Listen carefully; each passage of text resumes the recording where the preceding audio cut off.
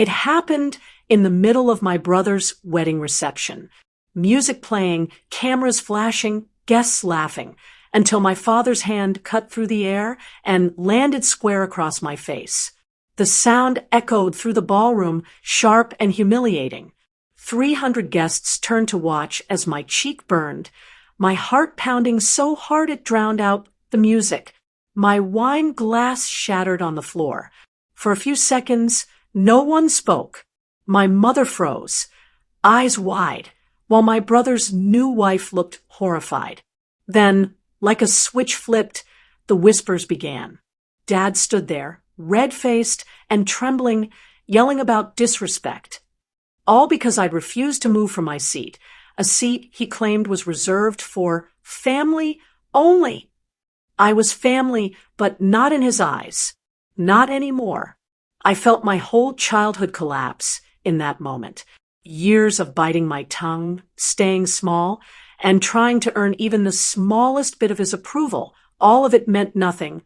He'd rather save face in front of strangers than show me respect. I walked away, not out of anger, but because I knew if I stayed, I'd lose control. I heard Mom call after me, but I didn't turn around. I kept walking through that crowd, past the photographers, past the shocked relatives, past every person who now looked at me like I was the problem.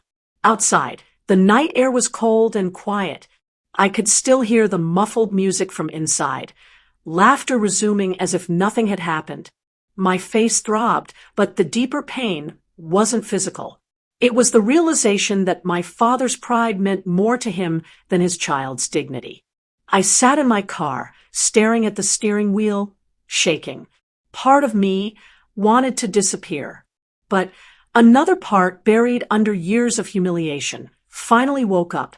The part that whispered, "You don't deserve this." Not anymore. That night, I made a promise to myself. I'd stop chasing his approval and start rebuilding what he tried to break, my self-respect. The next morning, my phone wouldn't stop buzzing. Missed calls from my mother, text messages from relatives, even a few from guests who had been at the wedding.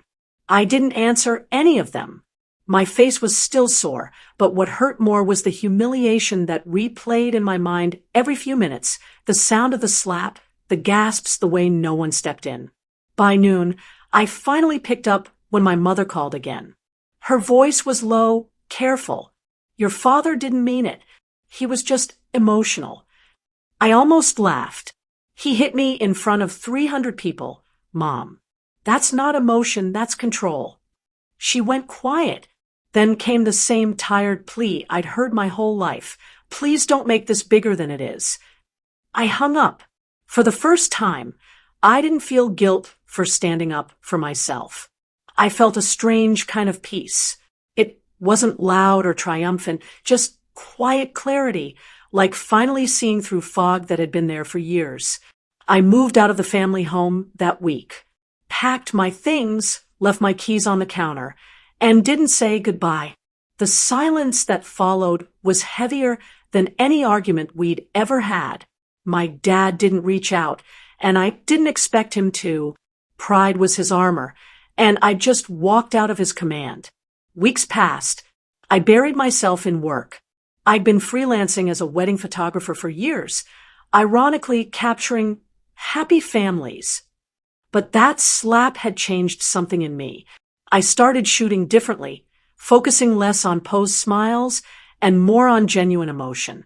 My photos began to tell truths, the quiet, imperfect human moments behind all the noise. Clientiste. Then one day, a small magazine reached out, asking to feature my work in a piece about raw storytelling through photography. That article changed everything. Bookings tripled.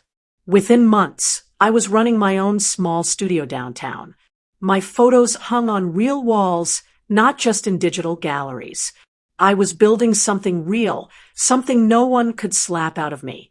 Then one afternoon, months later, Mom walked into my studio. She looked smaller than I remembered, tired, maybe older. "Your father isn't well," she said softly. "He's been drinking more. He misses you, even if he won't admit it." I didn't respond right away. She looked around at the studio walls, the photographs of strangers' joy and vulnerability, and her eyes filled with tears. "You've done all this by yourself?" "Yes," I said, "by myself." That night, she called again. This time, I answered. She said Dad wanted to see me. Against every instinct, I went. He was sitting in the living room, alone. The same room where he'd once berated me for not being enough. He looked up when I entered, and for a moment, neither of us spoke. His voice cracked when he finally did. "I shouldn't have hit you." It wasn't a full apology, but it was more than I'd ever heard from him. I didn't feel anger anymore, just distance. "You did," I said quietly, and I had to leave to remember who I was. He nodded, eyes glassy. "You've become strong," he said. "Stronger than I ever was." I stayed for 10 minutes, then left. Not because I wanted revenge or closure, but because I realized I didn't need either. I'd already moved past the version of me that needed his validation. Later that week, I got a message from my brother and his wife. They wanted me to take their anniversary photos. For a second, I hesitated. Then I agreed, but for my usual rate. When I arrived at their shoot, they treated me differently, respectfully. Not as the sensitive one, not as the black sheep, but as a professional. As I clicked the camera, my brother leaned in and whispered, "You've come a long way." "Yeah," I said, adjusting the lens. "And I'm still going." That night, after the shoot, I sat alone editing photos. One caught my eye, a moment between them, laughing genuinely. It reminded me that families can heal, just not always the way you expect. Sometimes healing means growing apart, and sometimes it means seeing them clearly for who they are and still choosing peace. Months later, I stood behind my camera at another wedding, different couple, different family, same chaos. But as I watched the father hug his son, I didn't feel bitterness anymore, just calm. After the shoot, I sat outside, scrolling through the photos. My reflection in the camera lens looked stronger, older, freer. My father's words, that slap, that shame, it no longer owned me.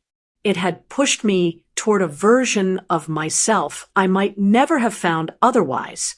A week later, Mom sent me an old photo, me as a kid, holding my first camera. She'd written under it, "You always had an eye for truth." I smiled, saved the photo, and put my phone away. My father never apologized again, but he didn't need to. His silence was enough. I'd already won, not by fighting back, but by living well. Some wounds don't fade. They turn into focus, and that focus becomes strength.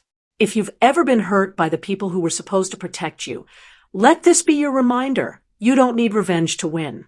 Heal, grow, and let your peace become the loudest response. Follow for more powerful, real stories that remind you how strength is born from survival. If you've ever been hurt by the people who were supposed to protect you, let this be your reminder. You don't need revenge to win. Heal, grow, and let your peace become the loudest response. Follow for more powerful, real stories that remind you how strength is born from survival.